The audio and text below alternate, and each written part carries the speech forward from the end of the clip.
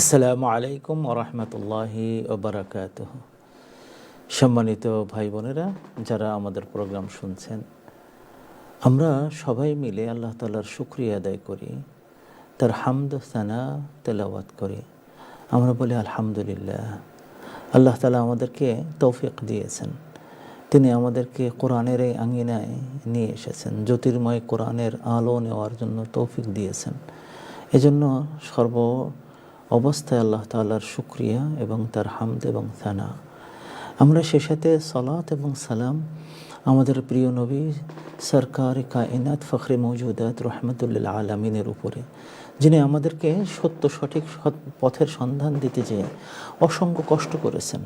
এরপরেও তিনি এমন এক মাহজ্জাতুল বাইদাতে রেখে গেছেন, আমাদেরকে সুন্দর আলোকিত পথে রেখে গেছেন, যে পথ ধরে চললে সেখানে কোনো সন্দেহ থাকবে না, একেবারে সোজা জান্নাতে আমাদেরকে নিয়ে যাবে।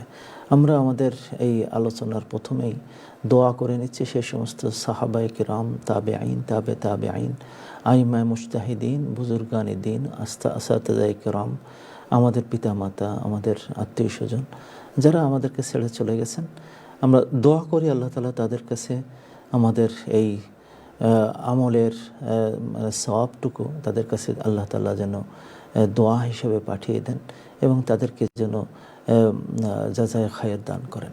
সম্মানিত ভাই বোনেরা, আমরা আজকে একটা অদ্ভুত সূরার অংশ আমরা নিয়ে আসব এবং আমাদের জীবনে ওইটার প্রভাব কতটুকু পড়ে সেইটাকে আমরা আলোচনা করার চেষ্টা করব ইনশাআল্লাহ। আমরা যে সূরাটা আজকে আমরা আলোচনা করতে যাচ্ছি, এই সূরাটার নাম হলো সূরা আস-সাফাত। আস-সাফাত, এখানে আমরা প্রথম 4-5টা আয়াত নিয়েই এখানে আলোচনা করব। আল্লাহ তাআলা বলছেন, আউযু বিল্লাহি মিনাশ শাইতানির রাজীম, বিসমিল্লাহির রহমানির রহিম, ওয়াস-সাফাতি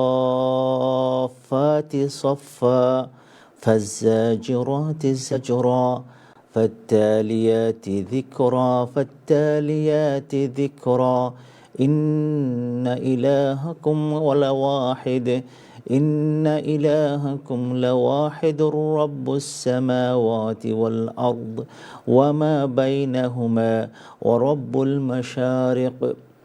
এই আয়াতগুলো এক অদ্ভুত আয়াত, শুনতেও কেমন সুন্দর, এবং দেখেন আল্লাহ তাআলা যেভাবে আয়াতগুলোকে সাজিয়েছেন সে এক অদ্ভুতভাবে সাজিয়েছেন।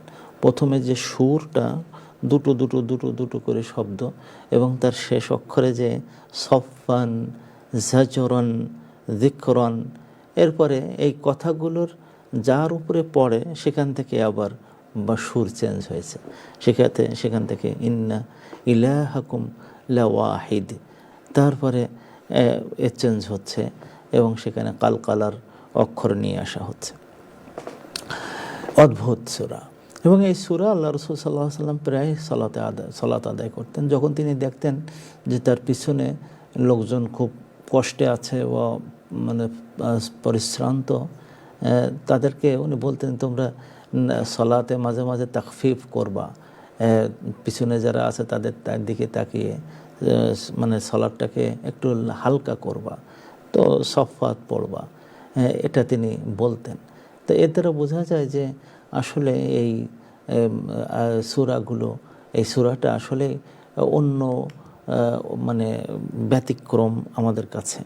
এবং ওলামায়ে কিরাম বলেছেন যে এর প্রথম থেকে 19তম আয়াত পর্যন্ত, কেউ বলেছেন 11 পর্যন্ত, আর কেউ বলেছেন 19তম পর্যন্ত, যদি কোনো জিনগ্রস্ত লোক থাকে যাকে শয়তানে ধরেছে, বা কোনো কারোর গায়ে যদি এমন হয় যে ব্ল্যাক ম্যাজিকে ধরতে পারে, তখন এই সূরার এই প্রথম 11টা আয়াত অথবা 19টা আয়াত তাদের উপরে দম করলে, তাদের গায়ে ফু দিলে দেখা যায় যে এটা চলে যায়। কারণ কি? কারণ হলো এখানে ফেরেশতাদের কথা আল্লাহ তাআলা এত সুন্দর করে বলেছেন যে তাদের সামনে আসলে শয়তানের অস্তিত্ব টেকে না, তাদের কথা শুনলে শয়তান পালিয়ে যায়। এই জন্য আপনারা একটু মুখস্থ করে রাখতে পারলে এই সূরার প্রথম কমপক্ষে 11টা আয়াত যদি আপনারা মুখস্থ করেন এবং সেটাকে যদি কাজে লাগান, প্রত্যেক দিন এক সপ্তাহে কমপক্ষে একবার যদি আপনারা পড়েন, তাহলে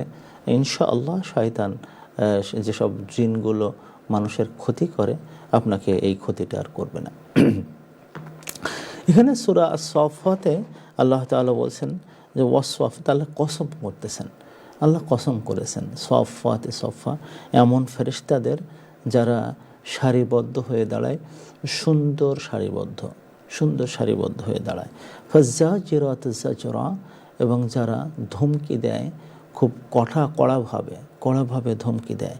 ফাত্তালিয়াতি যিকরা, এবং যারা জিকির করতে থাকে এবং আল্লাহ তাআলার জিকিরটা তেলাওয়াত করতে থাকে। এই তিনটি গুণ ফেরেশতাদের, তিনটি গুণ আল্লাহ তাআলা কসম করেছেন। দেখেন, কসম করার ক্ষেত্রে সাধারণ আমরা যখন কসম করব, কসম করলে যার কসম করা হয় সেই জিনিসটার সম্মান বোঝায়। তো এই জন্য আমাদেরকে আল্লাহর নাম ছাড়া অন্য কারোর নামে শপথ করতে নিষেধ করে। আমরা যে মাঝে মাঝে কোরআনের শপথ বলি, আমরা কাবা ঘরের শপথ বলি, এগুলো কিন্তু ভুল, এগুলো করা যাবে না। মার কসম বলি, বাবার কসম বলি, সন্তানের কসম বলি, এটা কিন্তু সাংঘাতিক গুনার কাজ। এটা কিন্তু আমরা কেউ যেন না করি, কোনো দিন যেন না করি।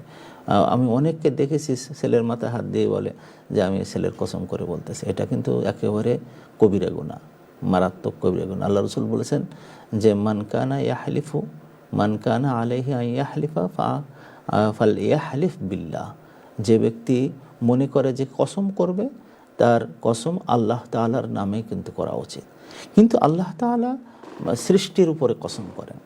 যখন তিনি কোনো সৃষ্টির উপরে কসম করেন, তার মানে এইটা নয় যে আল্লাহ তাআলা ওই সৃষ্টিকে তার চেয়ে সম্মান করতেছে, না, তা না। ওই সৃষ্টির মর্যাদাকে আমাদের সামনে তুলে ধরতেছে।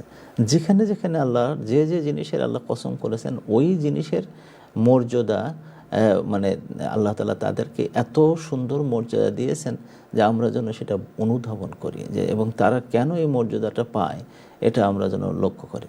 আল্লাহ যখন ওয়াস-সামাই ওয়াত-তারিক, আসমানের কথা বলে, তারিকের কথা বলে, তারিক মানে যে গ্রহগুলো ছুটে আসে শয়তানকে, নক্ষত্রগুলো শয়তানকে মেরে ফেলার জন্য ছুটে আসে, একে তারিক বলা হয়। এর কসম করেছেন। কারণ কি? কারণ ইভলকে নষ্ট করে দেওয়া, শয়তানকে শেষ করে দেওয়া, এটা একটা অন্যরকম মানে শক্তি লাগে। তো এদেরকে আল্লাহ তাআলা সামনে নিয়েছেন। আল্লাহ তাআলা ওয়ান নাহারি কসম করেছেন, দিনের কসম করেছেন, ওয়াল-লাইলি কসম করেছেন, ওয়াদ-দুহা কসম করেছেন, ওয়াত-তুর কসম করেছেন, আত-তিন ওয়াজ-জাইতুন কসম করেছেন, ওয়াল বালাদিল আমিন। এরকম এই যে কসমগুলো তিনি করেন, মাওয়াকিআন নুজুমের কসম করেছেন। আপনারা দেখেন, ওইগুলো যদি আপনারা একটু পড়াশুনো করেন, একটু ভিতরে দেখেন, তাহলে দেখবেন যে ওগুলো আল্লাহ তাআলার সৃষ্টির মধ্যে এত মহিমান্বিত সৃষ্টি, যেগুলো মানুষের সামনে আসা দরকার। আল্লাহ তাআলা ওইগুলো কসম করে দিয়ে মানে আমাদেরকে বুঝান, যে দুটো জিনিস বুঝান। একটা হলো যে এই বিষয়গুলোকে তোমরা গবেষণা করলেই আমি যে কারণে কসম করতেছি, ওই জিনিসটা তোমাদের কাছে স্পষ্ট হবে। এক অদ্ভুত ব্যাপার। তা আপনি এখানে যদি মানে ফেরেশতাদের এই কসমটাকে বোঝেন, যে ওয়াস-সাফফাতি সাফফা, যে যারা সারিবদ্ধ হয়ে, সুন্দর সারিবদ্ধ হয়ে দাঁড়ায়, তাদের কসম। এরপরে যে কসমটা হচ্ছে ফাজ্জাজিরাতি জাজরা, যারা ধমকি দেয় এবং ধমকি দেওয়ার মতন। এরপরে ফাত্তালিয়াতি যিকরা, এবং যারা জিকিরকে তেলাওয়াত করে, কোরআনকে তেলাওয়াত করে, অথবা যে সব জিকির আল্লাহ তাআলা তাদের জন্য ফরজ করে দিয়েছেন, তাদের জন্য পড়ার জন্য ফরজ করে দিয়েছেন, সেগুলো তারা করে। কিন্তু এই তিনটি কথা বলার পরে যার উপরে কসম করা হচ্ছে, সেটা হলো যে ইন্না ইলাহাকুম লা ওয়াহিদ, তোমাদের যে ইলাহ আছেন, এখানে নিশ্চয় তোমাদের ইলাহ, এই কথাটা কিন্তু পৃথিবীর সবাই মানে।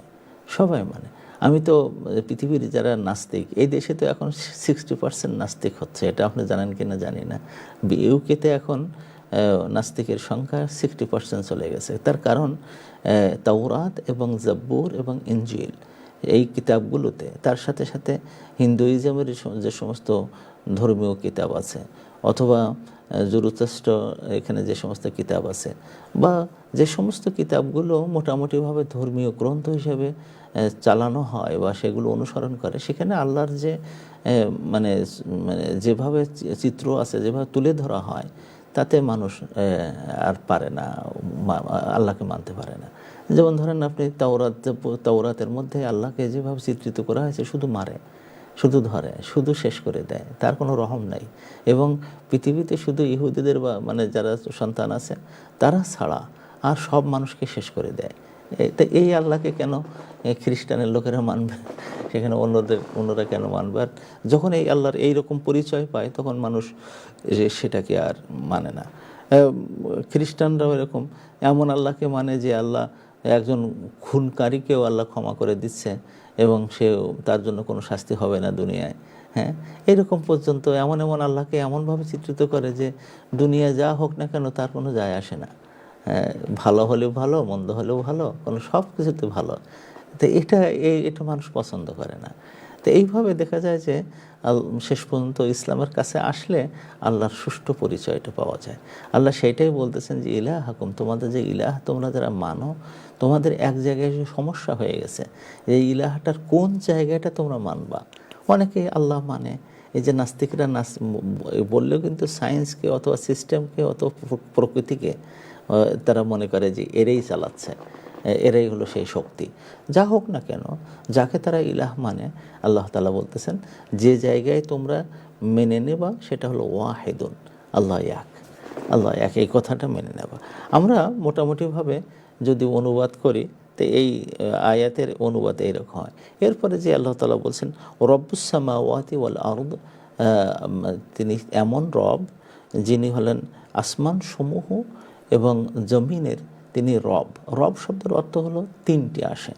একটা হলো যে প্রতিপালন করা, যারা লালন পালন করেন প্রত্যেকটা জিনিস তিনি গ্রহ করেন, সুন্দর করেন, বড় করেন, ভালো করেন, এটা একটা। আর রবের একটা অর্থ হলো যে তিনি সিস্টেম দান করেন, এইগুলোকে পৃথিবী সমূহ কীভাবে চলবে, জমিন কিভাবে চলবে, জমিনের সময়গুলো কিভাবে চলবে, জমিনে এগুলোটা কিভাবে উঠবে, কিভাবে ডুববে, কিভাবে সামনে যাবে, কিভাবে মাস আসবে, কিভাবে ঋতুচক্র পরিবর্তন হবে, যে সিস্টেমগুলো যিনি দেন হাকিম বলা হয়। এই সিস্টেম প্রণেতা আল্লাহ হলেন আল্লাহ তাআলা। এবং রবের আরেকটা অর্থ হলো যে মালিক, মালিকানা, তিনি এইগুলো সবটার মালিকানা তার হাতে। এখানে কেউ বলতে পারবে না যে এটা তার ওইটা তার।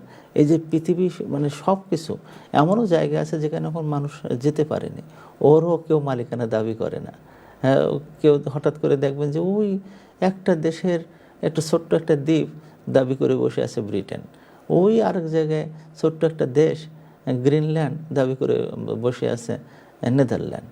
এরকম মানে এক একটা জায়গায় এরকম দাবি করে, কিন্তু এই সব দাবির উপরে আল্লাহ তাআলা বলেন যে মালিকানায় আমি হলাম তার মালিক, আমার কাছে এই মালিকানাটা রয়েছে। এই জিনিসটা আল্লাহ বুঝাতে যে আমাদের মানে ফেরেশতাদের আল্লাহ তাআলা শপথ করেছেন। এখন আমরা যে শপথ করার পদ্ধতিটা এখানে যদি দেখেন তাজ্জব হয়ে যেতে হয়। আল্লাহ তাআলা প্রথম বলেছেন ওয়াসফাতে সফা, ওয়াও দিয়ে কসম করেছেন। ওয়াওটা হলো শপথের কথা, কিন্তু তারপরে যে ফা এবং ফাজ্জাজিরাতি ফাত্তালিয়াতি, খুব মজার। কেন ফা আসলো, কেন ওয়াও আসলো? আরবিতে ফায়ের মানে উপকারিতা হলো তারতিব এবং তাকিব। তারতিব এবং তাকিব বলা হয় এইটা এই কারণে যে আগে যা কথা বলা হলো সফাত, পরে যা কথা বলা আছে তাদেরই একটা অংশ, এটা আলাদা কোনো সত্তা নয়। তাহলে যে ব্যক্তি, যে ফেরেশতাটা সফাত, সেই ফেরেশতা হলো জাজেরাত, আর সেই ফেরেশতাটাই হলো তালিয়াত। তার মানে যখন সফাত থাকে তখন একরকম, এরপরে সে যখন জাজেরাত থাকে তখন সেইটাই আবার জাজেরাতের পর্যায়ে যায়, আর তালিয়াত সেও একই পর্যায়ে যায়।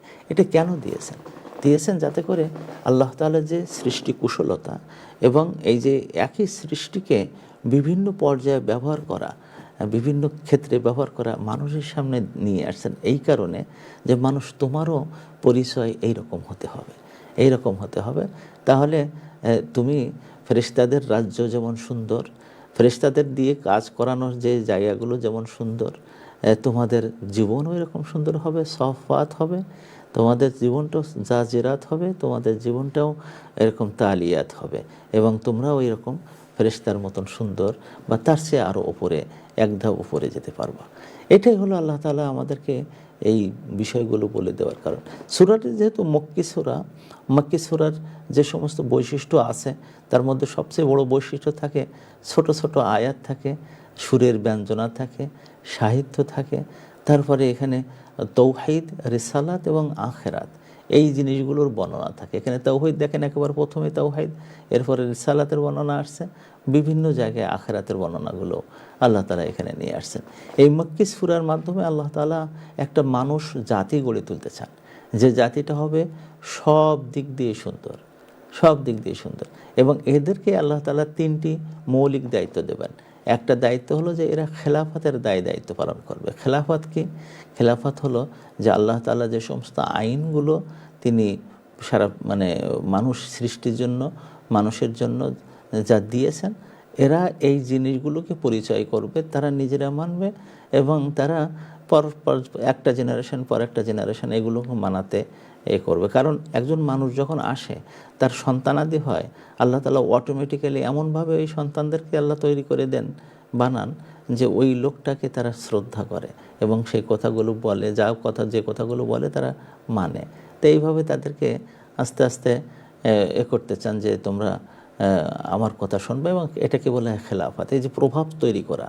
তারপরে দেখা যায় যে দাদা নাতিদের উপরে প্রভাব তৈরি করে, তার প্রভাব তৈরি করে, এই যে একের পর এক জেনারেশনের উপর প্রভাব তৈরি করার, এটাকে খলিফা বলা হয়। যে ইয়াখলুফু বা'দুহুম বা'দা, তারা এই যে খেলাফতটা করবে একটা জেনারেশনের বা'দা জিইলিন বা'দা জিইল ও জিইলান বা'দা জিইল, একটা জেনারেশন পরে আরেকটা জেনারেশন, এটাকে খেলাফত, এই প্রথম দায়িত্ব। দ্বিতীয় দায়িত্ব হলো ইমারাত। ইমারাতের দায়িত্ব মানে হলো কি পৃথিবীকে আবাদ করার দায়িত্ব দেওয়া হয়েছে। যেখানে সে যাবে এই জিনিসটাকে সে আবাদ করবে। দেখবেন জিনের শহর বলতে কেউ জানেও না অমুক জায়গায় জিনের শহর আছে, কেউ মাছের একটা বিরাট রাজধানী আছে, কেউ কোনোদিন শুনিও নি কোনোদিন। বাঘেরা মিলে কোনো এক বনে খুব ভালো একটা প্রাসাদ তৈরি করেছে, এরা কিন্তু আমরা জানতে পারি না। তো এটা মানুষের কাছে এই ইমারতের দায়িত্ব দিয়েছে। আমরা এখন ছোট্ট একটা ব্রেকের দিকে যাচ্ছি, ব্রেক থেকে এসে তারপরে আমরা বাদবাকি আয়াতগুলো নিয়ে ইনশাআল্লাহ আলোচনা করব। এখান থেকে আমাদের জীবনে কি পাওয়া যায় সেটা নেওয়ার চেষ্টা করব। আপনারা ততক্ষণে আমার সাথেই থাকবেন ইনশাআল্লাহ। আবার ফিরে আসছে।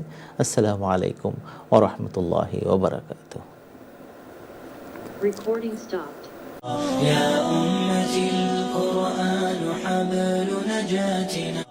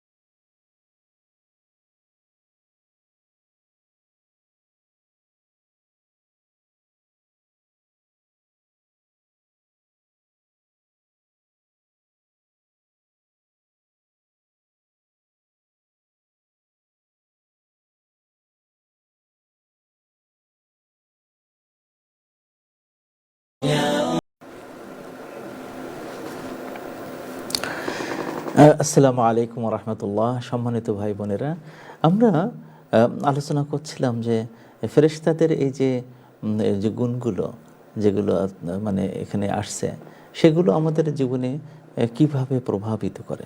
এখানে আল্লাহ তাআলা মানে যে সমস্ত ফেরেশতাদের কথা বলেছেন, তাদেরকে আল্লাহ দেখাচ্ছেন যে তারা তাসফফ করে, তারা সোজা দাঁড়ায়, কাতারবদ্ধ হয়।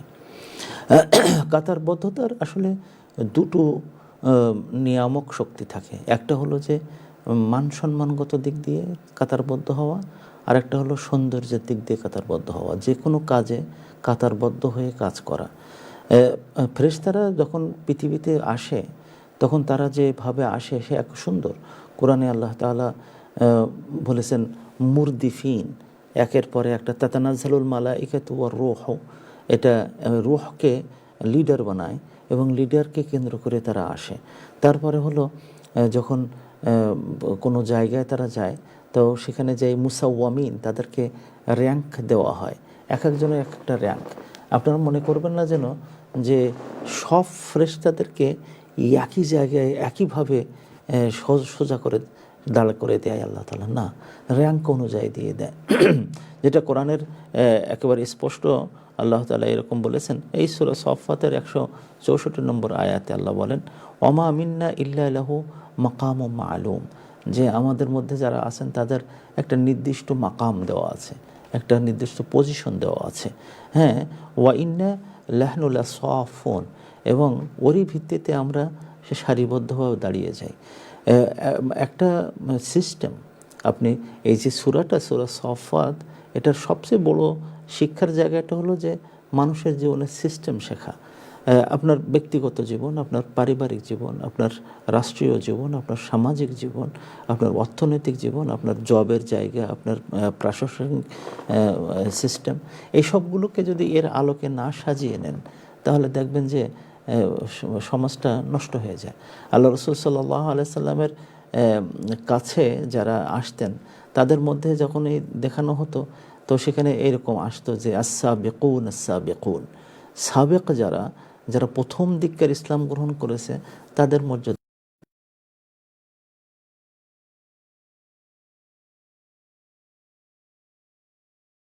থাকে। আসহাবুল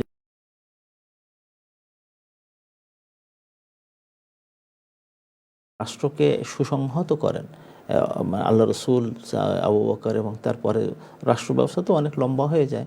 আবু বকরের যুগে ইসলাম মানে যতটুকু দূরে যায়, সেটা ম্যাক্সিমাম হলো এদিকে সিরিয়া পর্যন্ত। আর ওদিকে ধরেন শুরু হয়েছে কেবল ইরাক এবং ইরানের ওই সমস্ত এলাকায় কেবল যাওয়া শুরু হয়েছে। আর মিশরের দিকে তখনও যাওয়া হয়নি। হযরত ওমরের সময় এগুলো যাওয়া হয়েছে। হযরত ওমর এগুলোকে যখন নিয়ে আসছেন, তখন বিভিন্ন সভ্যতার লোকেরা ইসলামের মধ্যে ঢুকে আসছে। এরা তখন শুধু আরবরা না, আরবদের একরকম পদ্ধতি। আর তখন দেখা গেল যে পৃথিবী নাড়ায় যারা, পৃথিবী চালায় যারা, পৃথিবীতে নেতৃত্ব দেয় যারা, তাদেরও একরকম আছে। তখন এই আয়াতগুলো আমাদেরকে কাজে দিয়েছে এবং সেই অনুযায়ী সাজানো হয়েছে। হযরত ওমর কী করলেন? উনি প্রথম দেখলেন যে মানুষগুলোকে ক্যাটাগরিক্যালি ভাগ করা দরকার। তার মধ্যে উনি দেখলেন যে যারা প্রথম পর্যায়ের মুসলমান, এদের সাবিকুন আল আউয়ালুন বলা হতো, এদেরকে তিনি এক র্যাঙ্কে রাখলেন। তারপর বদরি সাহাবা, তাদেরকে এক র্যাঙ্কে রাখলেন। তারপরে যে যারা বেশি বেশি ফাআলুল খায়র, বেশি বেশি ভালো কাজকারী, তাদেরকে এক র্যাঙ্কে রাখলেন। এইভাবে র্যাঙ্ক অনুযায়ী গোটা দেশকে তিনি সাজাই ফেললেন। এটাকে আসফুন, সফাত, এই সমস্ত শব্দগুলো আমাদের নিয়ে আসে। আল্লাহ রসুল সাল্লাল্লাহু আলাইহি সাল্লাম তার জীবনে উনি বলতেন যে দেখো, আল্লাহ তাআলা আমাকে 3টি জিনিস দিয়েছেন, যেটা আসলে আর কাউকে ওই জিনিস দেননি। কি কি জিনিস? সেটা হলো এই যে আল্লাহ তাআলা আমাদের যে সফগুলো আমরা বানাই, এই সফগুলোকে তিনি ফেরেশতার সফের মধ্যে নিয়ে আসছেন। একেবারে আমরা নামাজে যখন দাঁড়াবো, তখন যেন আমাদের কাতারগুলো এমন হয় যে কাতারগুলো হলেই ওই এই যে দাঁড়ানো লোকগুলোকে আল্লাহ তাআলা মর্যাদা দেন ফেরেশতার মর্যাদা। কি সুন্দর কথা যে এই জিনিসটা আল্লাহ তাআলা আমাকে করেছেন যে জুইলাত সুফুফুনা কা সুফুফিল মালাইকা। আমাদের যত সফ আমরা বানাই, আমরা যখন যুদ্ধে যাই, যুদ্ধে যে শাড়িগুলো আমরা বানাই, নামাজে দাঁড়াই, নামাজে দাঁড়াবার যে শাড়িটা আমাদের থাকে, কাজের জায়গায় যাই, কাজের লাইন ধরে আমরা যে কাজগুলো করি, কোনো জায়গায় দাঁড়াই, কোনো কাজ করার জন্য লাইন ধরে দাঁড়াই। এই যে যখন আমরা লাইন ধরে কাজ করব, আস্তে আস্তে আস্তে আস্তে কোনো জায়গায় একসাথে রাশ করে করব না, তখন যখন লাইন ধরে কাজ করা হয়, মুসলমানদের লাইনগুলোকে আল্লাহ তাআলা ফেরেশতাদের লাইনের মতো সওয়াব দিয়ে দেয়। এই জন্য অনেক সময় আমরা খুব তাজ্জব হয়ে যাই যে ব্রিটেনে আমরা যখন লন্ডনে এয়ারপোর্টে যাচ্ছি, কী সুন্দর লাইন দাঁড়ায় আছে, কিন্তু ওমা যেই বাংলাদেশে যাই সে দেখি যে ওখান থেকে ঢোকে, ওখান থেকে ঢোকে, কী ব্যাপার ভাই, না আমার একটু আগে যেতে হবে, আমার এখানে দাঁড়াতে হবে। মিথ্যে কথা বলে যে না আমি আগে এখানে ছিলাম, আরেকজন বলে না ও আমার বন্ধু আমার এখানে ছিল, সব মিথ্যে কথা। এগুলো মানে ফেরেশতার এই যে শিক্ষাটা, এখান থেকে আমরা আলাদা হয়ে যাই, এটা কিন্তু আসলে ঠিক না। তো মানে এই আল্লাহ রসুল সাল্লাল্লাহু আলাইহি ওয়াসাল্লাম যে কথাটা বলেছেন যে আমাদের সফ করে যখন দাঁড়িয়ে যাই, আমরা যখন সারিবদ্ধ হই, আমরা যখন কাতারবদ্ধ হই, আমরা যখন একতাবদ্ধ হই, তখন ওটা ফেরেশতাদের মতন অবস্থা হয়ে যায়। 2 নম্বর হলো আল্লাহ রসুল বলেছেন যে জুইলাত লানা আল আরদু কুল্লুহা মসজিদা। অন্য জাতি তাদের ইবাদত করার জন্য তাদের ইবাদত খানায় যেতে হয়, তা না হলে ইবাদত কবুল হয় না। আর আমাদের ইবাদতটা আল্লাহ তাআলা করে দিয়েছেন যে সমস্ত জমিনকে আল্লাহ তাআলা মসজিদ বানিয়ে দিয়েছেন। যেখানে আপনি নামাজের ওয়াক্ত হবে সেখানে আপনি নামাজ পড়ে নেন, কোনো সমস্যা নেই। কিন্তু অন্য জাতিরা তাদের ওই উপাসনালয় যে করতে হতো, কাজেই আগে সফর করতে গেলে বা বিভিন্ন এতে মানে প্রত্যেকটা জায়গায় তাদেরকে মাথায় নিতে হয় যে আমরা কোন জায়গায় যেয়ে কী করব, কোন দিনে যেয়ে কী করব। তো এটা আল্লাহ তাআলা আমাদের জন্য সহজ করে দিয়েছেন। আর একটা হলো ওয়াজুইলাত তুরবাতুহা লানা তুহুরান ইযা লাম নাজিদিল মা। এবং আল্লাহ তাআলা যখন আমরা পানি না পাই, তো পানি না পেলে এর মাটি দিয়ে আমাদের পবিত্র বা তায়াম্মুম করার মতন সুযোগ দিয়েছেন। আল্লাহ রসুল বলেছেন যে দেখো এই 3টি জিনিস আমাদেরকে দিয়েছেন। এই শেষের দুটো এখন আজকের তাফসীরের সাথে যুক্ত না, কিন্তু প্রথমটাই হলো যুক্ত, যে দেখো আমাদের যখন সফ করে দাঁড়াই, আমাদের সফ দাঁড়ানো এগুলোতে আল্লাহ তাআলা ফেরেশতাদের সফের মতন করেছেন। জাবের ইবনে সামুরা রাদিয়াল্লাহু তাআলা আনহু থেকে একটা হাদিস বর্ণিত, তিনি বলেন একবার রাসূল করিম সাল্লাল্লাহু আলাইহি ওয়াসাল্লাম আমাদের কাছে আসলেন। ফাকালা আলা তাসুফুনা কামা তাসুফুল মালায়েকাতু ইনদা রাব্বিহা। নামাজের জন্য তিনি বললেন যে তোমরা কি যেমনভাবে ফেরেশতারা আল্লাহর কাছে লাইন ধরে কাতারবদ্ধ হয়ে দাঁড়ায়, তোমরা কি ওইরকম কাতারবদ্ধ হবে না? চিন্তা করে দেখেন, তিনি এই নামাজের কাতারগুলোকে ওই কাতারের মতন করতে চাচ্ছেন যে কাতারটা আল্লাহর সামনে যে ফেরেশতারা কাতারবদ্ধ হয়। কুলনা ইয়া রাসূলুল্লাহ, আমরা বললাম হে রসুল, কাইফা তাসফুল মালায়েকাতু ইনদা রাব্বিহা, ফেরেশতারা কীভাবে আল্লাহ তাআলার সামনে কাতারবদ্ধ হয় আমাদের একটু বলুন। তো তিনি দুটো কথা বললেন, যে দুটো আমরা এখন ঠিকমতো মানি না। একটা কি, যে ইউতিম্মুনা সুফুফ আল উয়াল, যে প্রথম একটার পরে একটা সফগুলো তারা পূর্ণ করে নেয়। প্রথম সফটা পূর্ণ করে, দ্বিতীয় সফটা পূর্ণ করে, তৃতীয় সফটা পূর্ণ করে, চতুর্থ সফটা পূর্ণ করে, পঞ্চম, তারপর এরকম করে করে আমি তাজ্জব হয়ে যাই। মসজিদ নববীতে যেও এখন, কাবা শরীফে যেও এখন, আমাদের মসজিদগুলোতেও এই যে নিচের পিছনে কাতারে লোকজন দাঁড়িয়ে আছে, সামনে সব খালি। এটা বলা লাগবে কেন? এটা আমাদের উচিত হবে যে আমাদের উদ্যোগে আমরা সেখানে যাব। আমাদের একটা বড় একটা খারাপ অভ্যাস, যেটা ফেরেশতাদের থেকে আমরা শিক্ষা নেই না, সেই খারাপ অভ্যাসটা হলো এই যে সামনে খালি আছে, পাশের থেকে আমরা বলি যান, আপনি যান, আপনি যান, আমি দাঁড়িয়ে থাকি না। এটা কখনোই জায়েজ নাই। আপনার সামনে ফাঁকা থাকা মানে যদি ওইটা ফাঁকা থাকে, দোষ আপনার, পাশের লোকটার না, ও পাশের লোকটার না, আপনার দোষ। এই জায়গায় যে পূর্ণ করলেন না, এখানে যে শয়তান যাবে এবং এই যে গুনাহটা হবে, এই গুনাহটা আপনার। এই জন্য ফেরেশতাদের নিয়ম হলো যে ফাঁকা পেয়েছে ওখানে যে সে নিজের উদ্যোগে যেয়ে দাঁড়িয়ে যাবে। আমি আমার জীবনে যতগুলো মসজিদে গেছি, সব মসজিদে এখন এরকম চরিত্র, আপনি যান, ওখানে যান, আমি দাঁড়াইছি এখানে, সামনে আমার সামনে খালি।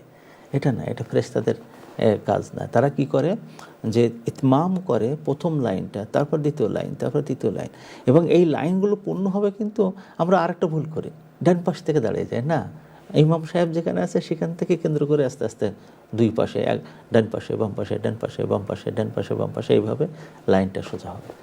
এই যে ফেরেশতাদের সফের সাথে আমরা যখন এরকম সফ করি, আপনারা দেখেন মসজিদগুলো কত সুন্দর লাগে তখন, এবং ইমামকে আবার বলা লাগে না, আবার যদিও আল্লাহ রসুল বলতেন, ইমাম সাহেবরা বলে যে আপনার লাইন সোজা করুন, কিন্তু এই কথাটা কিন্তু আমার মনের মধ্যে আনতে হবে যে আমি এখন ফেরেশতার একটা গুণ অর্জন করতে যাচ্ছি। আল্লাহ তাআলা রসুল কি সুন্দর বলেছেন যে তুমি যে সামনে গিয়ে দাঁড়াচ্ছ, তুমি ফেরেশতার গুণটা অর্জন করে ফেললে, এবং তোমার এই সফটা যখন হবে, আল্লাহ তাআলা বলে দেন যে তোমার এই সফটা আমার ফেরেশতাদের সফের মতন, এবং তোমাদের চরিত্রটা আমার ফেরেশতাদের চরিত্রের মতন, তোমাদের গুণটা আমার ফেরেশতাদের গুণের মতন, এবং তোমাদের মর্যাদাটাও আমার ফেরেশতাদের মর্যাদার মতন। আপনারা জানেন কি হয়, যখন কোনো মানুষ প্রথম কাতারে দাঁড়ায়, শুক্রবারে হলে প্রথম কাতারে যে দাঁড়ায় আর ইমাম সাহেবের আশেপাশে যে দাঁড়ায়, তার জন্য সুবিধা হলো যে তার একটা উট জবাই করে সওয়াব হয়ে যায়। দ্বিতীয় কাতারে গেলে একটা গরু জবাই করা সওয়াব, তৃতীয় একটা ছাগল জবাই বা ভেড়া জবাই করা সওয়াব, তারপরে যে আল্লাহ রসুল হাসতে হাসতে বলতেছেন যে একটা মুরগি জবাই করা সওয়াব। তার মানে কি, যে ফেরেশতাদের প্রথম কাজ হলো যে তারা প্রথম লাইনগুলোকে সেখানে যাওয়ার জন্য সব সময় একেবারে ব্যস্ত থাকে, প্রস্তুত থাকে, সেইভাবে যায়। এই জন্য সফাতে সফার একটা অর্থ এরকম আছে যে যারা প্রস্তুত অবস্থায় আছে সব সময়। এটা একটা দারুণ জিনিস কিন্তু, যে একজন মুমিন সবসময় প্রস্তুত অবস্থায় থাকে। যে কোনো আজান ডাক দেওয়া হলো, ছুটে শুরু করে দিল। আয়েশা সিদ্দিকা বলেন যে আমাদের সাথে আল্লাহ রসুল বসে বসে গল্প করতেছেন, আনন্দ করতেছেন, হঠাৎ করে আজান হওয়ার সাথে সাথে উনি এমন আচরণ করতেন যেন উনি জীবনেও আমাদের চেনেন না, উনি কখনো আমাদেরকে দেখেননি। মানে এই এই যে মানে ফেরেশতার চরিত্র নেওয়া, তার মধ্যে এটা দারুণ জিনিস। এটা মানে আমাদের মধ্যে এটা সবসময় আমাদের জন্য এই আমলের মধ্যে থাকে। এরপরে যে দ্বিতীয় আরেকটা চরিত্রের কথা আল্লাহ তাআলা বলছেন যে ফেরেশতারা যে যখন লাইন ধরে, তোমরা যদি তোমাদের জীবনটাকে ফেরেশতার জীবনে নিয়ে আসো, তাহলে সেটা এই করতে হবে যে ইয়াতারাসুনা ফিস সফফি, ইয়াতারাসুনা ফিস সফফি, যে তারা যখন দাঁড়ায় তখন কোনো ফাঁকা রেখে দাঁড়ায় না। আমাদের কি যে হলো বর্তমান জামানায়, যদি আমরা আমার চাচার পাশে দাঁড়াইছি তো চাচাকে সম্মান করতে যেয়ে আমরা একটু এই পাশে সরে আসি, যদি মাতব্বর সাহেব দাঁড়াইছেন অথবা মানে সম্মানিত একজন লোক দাঁড়াইছেন তার পাশে আমরা যেতে পারবো না, হুজুরের পাশে আমরা গিয়ে দাঁড়াতে পারবো না, না এরকম এরকম না, ফাঁকা রাখা যাবে না, তারাস্সু করতে হয়। তারাস্সু মানে কি? তারাস্সু মানে হলো সীসা যখন ঢালা হয় দেয়াল বানানোর জন্য, তখন দেখবেন সীসার একটা বড় বৈশিষ্ট্য হলো, সীসা এর বৈশিষ্ট্য হলো যে গরম করে যখন পানি হয়ে যায় তখন এরকম দিলে ওটা যখন বসাই দেওয়া হয় তার ভিতরে কোনো একটা মানে বাতাস থাকে না, সবটাই পূর্ণ হয়ে যায়। এটাকে বলা হয় মানে বুনিয়ান মারসুস, এটাকে আল্লাহ তাআলা বলেছেন। এই জন্য যারা যুদ্ধে যায় যে ইন্নাল্লাহা ইউহিব্বুল্লাযীনা ইউকাতিলুনা ফী সাবিলিহি সাফফান কাআন্নাহুম বুনিয়ানুম মারসুস, যারা সংগ্রামের পথে থাকে, যারা আল্লাহ তাআলার শত্রুদের বিপরীতে দাঁড়িয়ে যায়, এবং যখন দাঁড়িয়ে যায় তারা একতাবদ্ধভাবে কাতারবদ্ধভাবে এমনভাবে দাঁড়িয়ে যায় যে সেখানে তাদের কোনো ফাঁকা জায়গা থাকে না, কোনো ফাঁকা জায়গা থাকে না। আল্লাহ রাসূল এটাও বলেছেন যে যখন কাতারবদ্ধ হওয়ার সময় যদি কোনো জায়গায় ফাঁকা থাকে ওই জায়গাটা শয়তান আসে, এবং আপনি যে ফাঁকা রাখলেন এই জায়গাটা, এইটা কিন্তু শয়তানের জায়গা আপনি করে দিলেন এবং আপনি গুনাহগার হলেন। এই শয়তান এসে যদি আপনার পাশের ভাইকে ওয়াসওয়াসা দেয়, তাহলে সেই দোষ কিন্তু আপনারও নিতে হবে। আপনার কারণে আমি মাঝে মাঝে দেখি যে মানে পাশের ভাই চেষ্টা করতেছে যে আপনার পার কাছে পা রাখতে, আপনি পাটা সরিয়ে নিচ্ছেন। এমন মাঝে মাঝে এত রাগ ওঠে যে আল্লাহ তাআলা কি বলতেছেন আমাদেরকে সূরা সফফাতের মধ্যে, যে তোমরা তোমাদের সফগুলোকে ফেরেশতার মতন বানিয়ে নিয়ে নাও। আমরা বলছি না না, আমরা বানাবো না। ফলে আমাদের নামাজগুলোও কিন্তু জামাতের সাথে যারাও নামাজ আদায় করে, সেখানে কিন্তু যে উদ্দেশ্য আছে জামাতের, সেই উদ্দেশ্যটা কিন্তু পূর্ণ হয় না, পূর্ণ হয় না। আমরা 40 বছর 50 বছর ধরে একই মসজিদে নামাজ পড়তেছে, আবার একই মসজিদে সামান্য কারণে মারামারি করতেছে, কারণ যে ভাই ভাই হওয়ার যে সম্পর্কটা হওয়ার কথা ছিল ওটা হয় না ওই সমস্ত কারণে। এখন এই যে মানে মানে এটা তারাস্সু যেটা করতে হয়, যেটা একেবারে সীসা ঢালা প্রাচীরের মতন, এটা কিভাবে করতে হয় আল্লাহ রাসূল সাল্লাল্লাহু আলাইহি ওয়াসাল্লাম শেখাই দিয়েছেন। হাদু বাইনাল মানাকিবি ওয়াল আকদাম, তোমরা সমান করে নাও এবং কাছাকাছি চলে আসো, তোমাদের কাঁধ কাঁধ এবং পা পা পা পা মিলাও, কাঁধ কাঁধ মিলাও। চিন্তা করে দেখেন, এই যে কাঁধে কাঁধে লেগে যাওয়া, পাশে পাশে লাগা, এটা কিন্তু ফেরেশতাদের একটা বড় চরিত্র। এইটা এই সালাতের মধ্যে আমাদের থাকতে হয়, আমাদের এটা কিন্তু আমাদের এই জিনিসটা নিয়ে আসতে হয়। তাই একটা হলো যে মানে সফওয়াতে সফার এই যে জায়গাটা আমাদের নিয়ে আসতে হবে। এই যে সফা তারা যে সারা জীবন মানে মানে কাতারবদ্ধ হয়ে থাকে, আল্লাহ তাআলা এটা শেখাননি, বলছেন যে এরাই পরবর্তী কাজগুলো করতেছে। তার মানে তুমি যখন নামাজে দাঁড়াচ্ছ তখন তোমার সফা, তুমি যখন সংগ্রামে দাঁড়াচ্ছ তুমি তখন সফা, তুমি যখন কোনো কাজে যাচ্ছ তখন সেখানে সফাত, লাইন ধরে দাঁড়াও, লাইন ধরে কাজ করো, এক ক্রমান্বয়ে কাজ করো, যার পরে যা দায়িত্ব আছে সেটা করো, র্যাঙ্ক অনুযায়ী কাজ করো, তার যে র্যাঙ্ক এই র্যাঙ্কে ভাড়াইয়ে আরেকটা র্যাঙ্কে যেও না। আমাদের এখানে আরেকটা বড় সমস্যা হলো এই যে দেখা গেল যে একটা পর্যায়ে একদল লোক গেছে, তাদেরকে ধ্বংস করার জন্য, তাদেরকে শেষ করার জন্য আমরা ব্যস্ত থাকি। আমাদের বিশেষ করে আমাদের কমিউনিটি, আমার কাছে খুব ভয় লাগে যে আল্লাহর কাছে যখন আমরা যাব তখন এইসব আয়াতগুলো আমরা ঠিকমতো পড়িনি বলে আমাদের খুব ক্ষতি হয়। যে সামনে একদল দাঁড়াইছে, তাদের র্যাঙ্কের কারণে হোক এবং তারা বিভিন্ন কারণে, আমরা তাদের পা ধরে টেনে ওখান থেকে সরাইয়ে আর ওই কোনো রকম কিনে দিয়ে ওই জায়গায় যাওয়ার জন্য আমরা সবসময় চেষ্টা করি। আমাদের কমিউনিটিটা অন্য অন্য কমিউনিটির মধ্যে মানে উন্নত পর্যায়ে যেতে পারে না এই পাশাপাশি থেকে একসাথে যাওয়ার, যারা সামনে যাওয়ার তাদেরকে সামনে রাখার এই প্রবণতা না থাকার কারণে আমরা একে অপরের শত্রু হয়ে যাই। একজন ভাই, আপন ভাই, আমি নিজে দেখেছি, আপন ভাই একটু ব্যবসায় ভালো করেছে, দেখা গেছে তার হয়তো লন্ডনে একটা বাড়ি আছে, ঢাকাতেও হয়তো একটা বাড়ি করেছে, তারপরে মক্কাতেও একটা ফ্ল্যাট কিনেছে। ওমা, দেখি তার ভাই তার সাথে কথা কয় না, কী ব্যাপার, কী হয়েছে, আপনার ভাইয়ের সাথে গণ্ডগোল কেন? তা আর কয় না, হারাম কাজ করে করে ওই করে তা করে, হ্যাঁ, ও বদনাম করতে থাকে, তারপর তার সাথে শত্রুতা করতে থাকে। না, ফেরেশতা চরিত্র আনতে গেলে যে সামনে গিয়েছে, আলহামদুলিল্লাহ আমাকে এখানে রেখেছেন, আলহামদুলিল্লাহ এই যে জায়গাটায় যে যে মাকামে আপনাকে রাখা হয়েছে, যে সফে আপনাকে রাখা হয়েছে, ওটাতে আপনি পূর্ণতা নিয়ে আসুন, ওইটাতে আপনি ভালো কাজ করুন। আপনার ভাই যখন সামনে যাচ্ছে তাকে আরও সামনে, যদি আপনার সাহায্য চায় সামনে যেতে দেন, উপরে তাকে সাহায্য করেন। অথবা সামনে যে যখন যায়, এদেরও আর একটা চরিত্র হয় যে ফেরেশতাদের চরিত্র কি, তারা একে অপরে মানে সামনে নিয়ে আসে। আমরা যদি সামনে কেউ যায় তো আমরা পিছনের লোকদেরকে আর দেখি না, অথবা পিছিয়ে পড়া ভাইটাকে, পিছিয়ে পড়া বোনটাকে, পিছিয়ে পড়া গ্রামের লোকটাকে আর আমরা টানার চেষ্টা করি না। আমাদের কবি ফররুক আহমদ ছিলেন, যশোরে মাগুরায় বাড়ি ছিল তার। তো সেখানে যখন তিনি মানে ঢাকা ইউনিভার্সিটি পড়তেন, তখন উনি সবসময় যেতেন আর কি গ্রামের মধ্যে, তারপর মানুষদেরকে ওই যেসব ছেলেপেলে খুব ভালো, তো ওদেরকে পড়াশুনো করবা, আমি তোমার পাশে আছি। এমন এক সময় দেখা গেল, যেটা আমরা সেই প্রজন্ম দেখেছি, ওনার ওই দ্বিতীয় প্রজন্মটা, ওই গ্রামের ডিগ্রি পাসের নিচে কেউ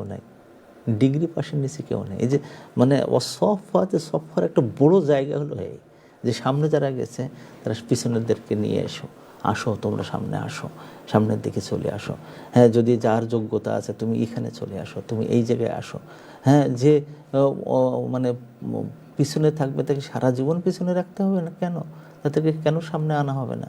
আল্লাহ রাসূল সাল্লাল্লাহু আলাইহি সাল্লাম তার জীবদ্দশায় তিনি কিভাবে মানুষদেরকে সামনে নিয়ে আসছেন, সফওয়াতের মধ্যে গণ্য করেছেন। ইনি এই সফের মধ্যে, হ্যাঁ আসো এখানে, তুমি এই সফের মধ্যে। হযরত ওমর ফারুক রাদিয়াল্লাহু তাআলা আনহু, তার নাম ফারুক হলো কেন? ফারুক হয়েছে কেন? যেদিন তুমি ইসলাম গ্রহণ করলেন, তো উনি 40তম মানে সাহাবী। ইসলাম গ্রহণ করার সাথে সাথে একটা শব্দ উঠল ওই সাহাবাদের মধ্যে, সবাই, সেই শব্দটার নাম হলো আল্লাহু আকবার।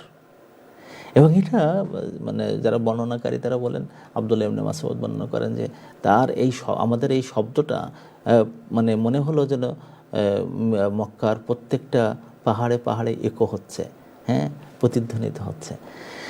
আল্লাহ রাসূল শান্ত হলেন, সবাই আনন্দ করলো, ওমর মুসলমান হয়েছে। হযরত ওমর যাই বলেন, ইয়া রাসূলুল্লাহ একটা কাজ করা যায়, তা কি?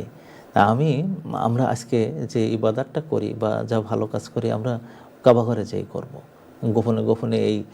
উনি কাবাঘর থেকে আর একটু সামান্য পূর্ব দিকে সাফা পাহাড়ের নিচে ওখানে একটা ঘর ছিল, সেই ঘরে এটাকে দারুল আরকাম বলা হতো, আরকাম ইবনে আবিল আরকামের ঘর।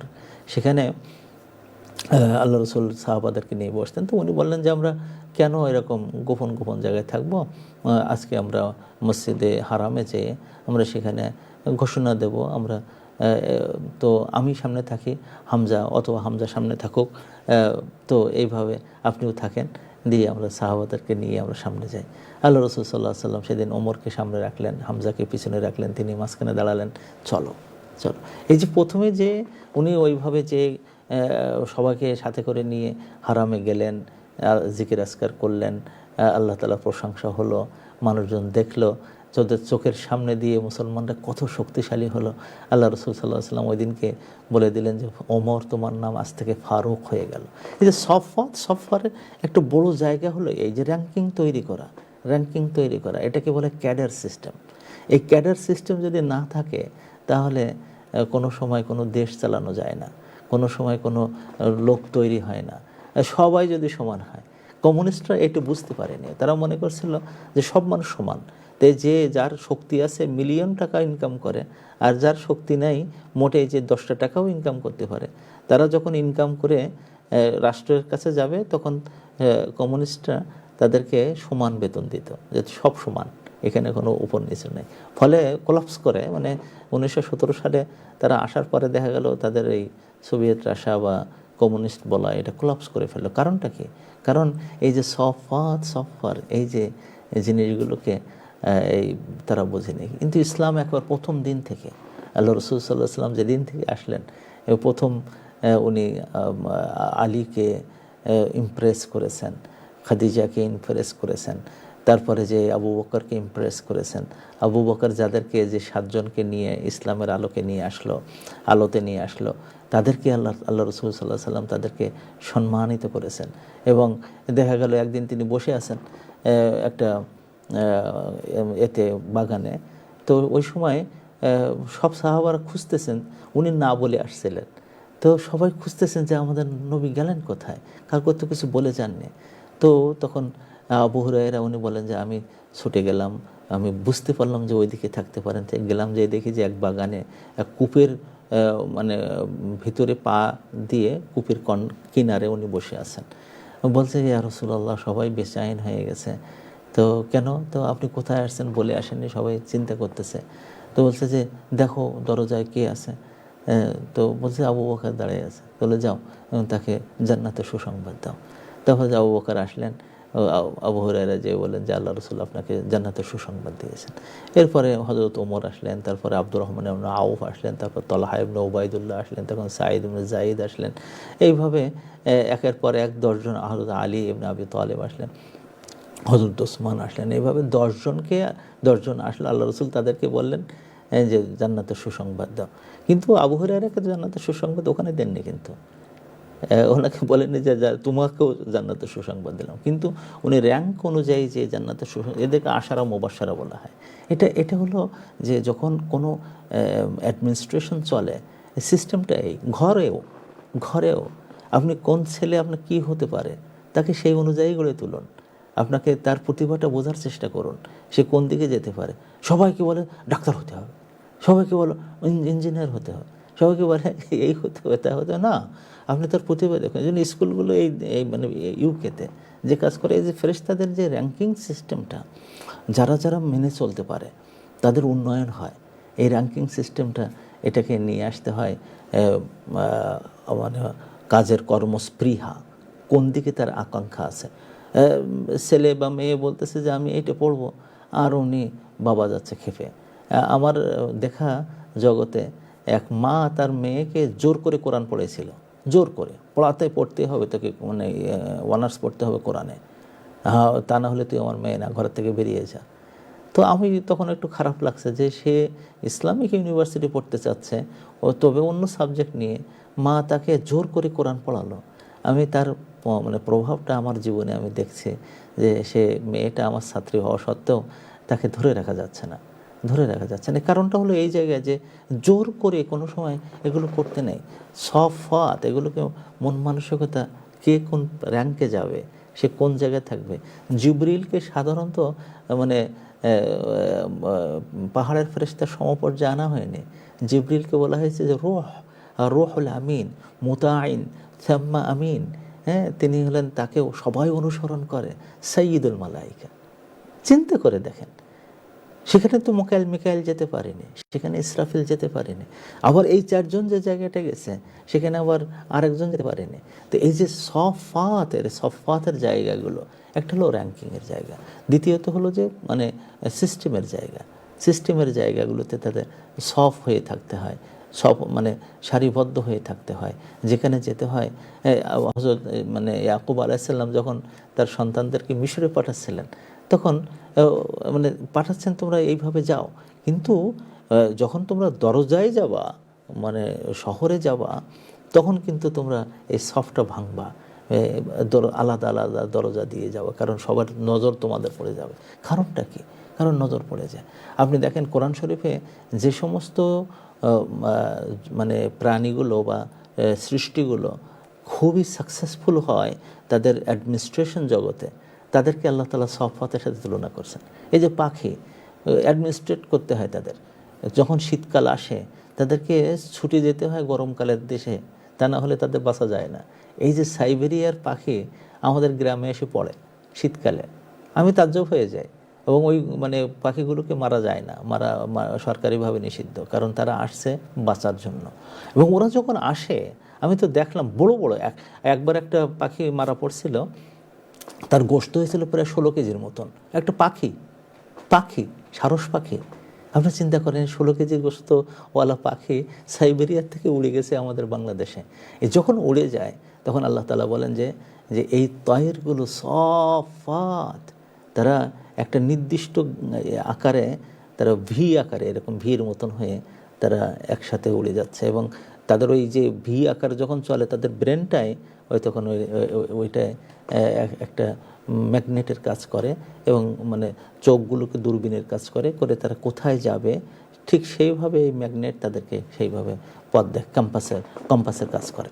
তো এই যে মানে সফওয়াতের যে উপকারটা আল্লাহ তাআলা পিপিলিকার মানে তুলনা দিয়েছেন। আপনারা দেখেন পিঁপড়াগুলো যখন কাজে যাচ্ছে তখন কিভাবে লাইন ধরে, ওদের যে লাইন এবং যেখানে যেভাবে ঘুরবে সেখানে, মানে ওদের ওই যে লাইনটা কখনো ভাঙার সুযোগ নেই। আমি ছোটোবেলায় ওই আমাদের গ্রামে যখন এরকম পিঁপড়ারা দেখতাম যে লাইন ধরে যাচ্ছে, আমি এরকম কেটে দিতাম, একটু কেটে দিলে দেখতাম যেখানে আবার আঙুল রাখছে ওর পাশ দিয়ে যেয়ে ওই পাশ দিয়ে যেয়ে আবার ওই আগের সোজা পথে চলে যাচ্ছে। এই যে মানে সফওয়াতের যে জায়গাটা, কেন নামাজের সোজা কাতার করে দাঁড়াতে হয়, কেন জীবনে কাতারবদ্ধ হতে হয়, কেন মানে সুন্দর সম্মিলিত শক্তি নিতে হয়, এটা আল্লাহ তাআলা আমাদেরকে শিখিয়ে দিয়েছেন। দ্বিতীয় হলো যে আয-যাজিরাত, দুনিয়াকে সুন্দর করে সাজাতে গেলে জাজেরাতের প্রভাব সাংঘাতিক। কাদেরকে ফেরেশতারা জাজরা করেন, ধুমকি দেন, তার জন্য বিভিন্ন আছে যে মেঘকে তারা ধুমকি দেন। ওই মেঘের ধুমকিতে কিন্তু যে জোরে চলার একটা আসে, ধাক্কা আসে, সেই ধাক্কায় ইলেকট্রিসিটি তৈরি হয়, তারপরে নাইট্রেট তৈরি হয়, এর কারণে এই বৃষ্টিগুলো এত সুন্দর হয়। তো মেঘকে ধাক্কা দেন, এরকম আছে। এরপরে যারা খারাপ পর্যায়ে থাকে সেখানে তারা যে ধাক্কা দেয়, এই ধাক্কায় কখনো কখনো কোনো জায়গায় দেখা যাচ্ছে ভূমিকম্প তৈরি হচ্ছে, কোনো ধ্বংসেরও কাজ হচ্ছে, এই ধ্বংসের পরে আবার গড়ে তোলারও কাজ হচ্ছে। যে দেখছেন, আমি পদ্মার চরের ওখানে যখন গেছিতে আমার চোখের সামনে একটা মসজিদ ডুবে গেল, আল্লাহ, আমার মনটা খুব খারাপ হয়ে গেল। দেখি যে 1 মাস পরে যে ওই পারে যে ওখানে একটা জায়গায় আবার চর পড়ে গেছে, সেখানে মানুষ আবার ছুটে যাচ্ছে এই জায়গায় বসবাস করার জন্য। এই যে এক ভাঙা এবং গড়ার জাজরা, এটা মানুষের জীবনে আনতে হয়। মানুষের জীবনে সবসময় যেন নিরাই মানুষ কোনো কাজ করে না। আল্লাহ রসুল সাল্লাল্লাহু আলাইহি ওয়াসাল্লাম সম্পর্কে আয়েশা সিদ্দিকা রাদিয়াল্লাহু তাআলা আনহার কাছে জিজ্ঞেস করা হয়েছিল যে আল্লাহ রসুল কোনো সময় রাগ করতেন?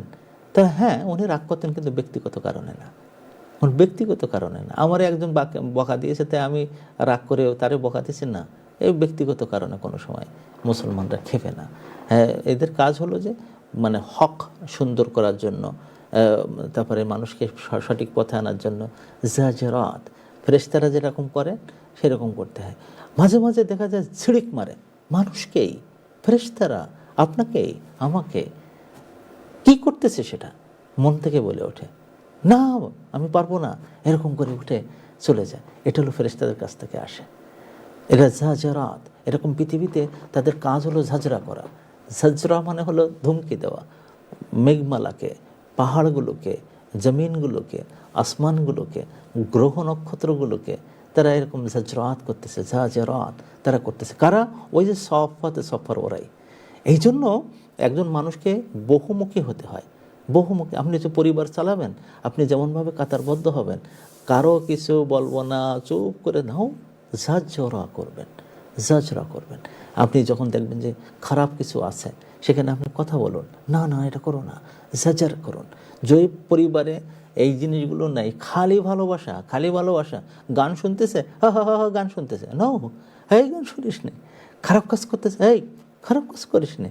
ভালো কাজ করতেছে, হ্যাঁ খুবই সুন্দর, হ্যাঁ অন্য লোক এটাকে ধরতে আসতেছে, ওই খবরদার আমার ছেলের দিকে চোখ দিবি না, আমার মেয়ের দিকে তাকাইস না, আমার পরিবারের দিকে খবরদার খারাপ চোখে দেখবি না। এই যে ঝাঁঝরার একটা গুণাবলী একটা মানুষের মধ্যে না থাকে, সেই মানুষ বেঁচে থাকা মরে যাওয়া সমান সমান সমান। তো ফেরেশতাদের এই যে আরেকটা গুণাবলী, যেটা মানুষের মধ্যে সঞ্চারিত হওয়া দরকার, যেটা মানে একটা পরিবারের মধ্যে সুন্দরভাবে আসা দরকার। এবং শেষে হলো তালিয়াতে যিকরা। তালিয়াতে যিকরার একটা অবস্থা হলো এরকম, ফেরেশতাদের মধ্যে এমনও আছে যারা তাজ্জব হয়ে যেতে হয়। মানুষ কোরআন শরীফ পড়তেছে, ফেরেশতা সারিবদ্ধ এসে দাঁড়াচ্ছে শুনতে।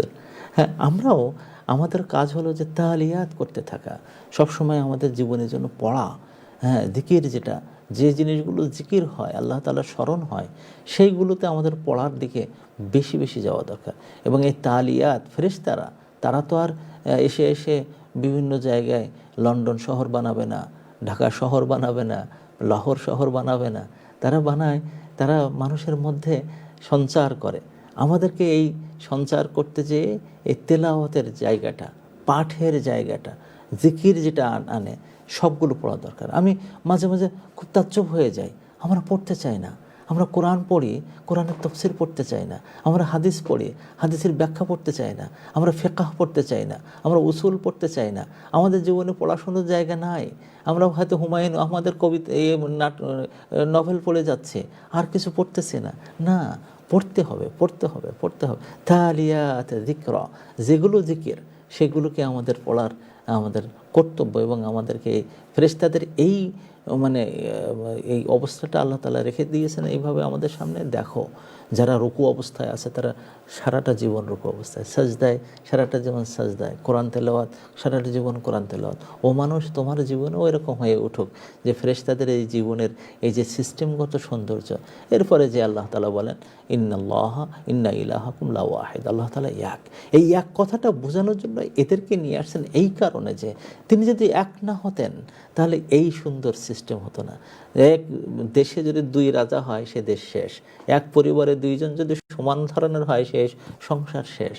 বাবাকে অথবা মাকে, যে যার মধ্যে যোগ্যতা আছে সে যখন দায়িত্ব নেয়, বাবাই দায়িত্ব নেয়, মাকে সেটা শুনতে হয়। কিন্তু মাও যদি মনে করে না আমি যা বলবো তাই, দেখবেন যে ওটা শেষ। ইন্না ইলাহাকুম লা ওয়াহিদ। এই যে আল্লাহ তাআলার ঐক্য, তাওহীদ, এই তাওহীদ দিয়ে যে গোটা দুনিয়া এবং গোটা সৌরজগৎ, গোটা ইউনিভার্স সুন্দরভাবে চলতেছে, তার একটা সুন্দর নমুনা আল্লাহ তাআলা এই সূরার মধ্যে আমাদের কাছে নিয়ে এসেছেন।